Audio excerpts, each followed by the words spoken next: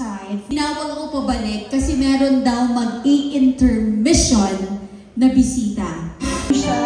Tonight, we dedicate this song to you and lifted spirits. Isha, this is for you.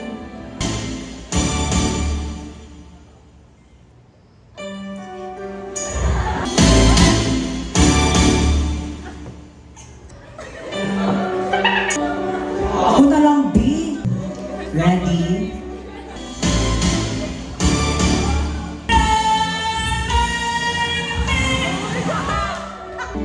Everyone, please clap your hands! Oh my God, Isha!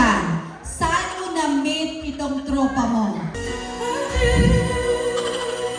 Dinapitan ako nung isa yung may bulaklak dito.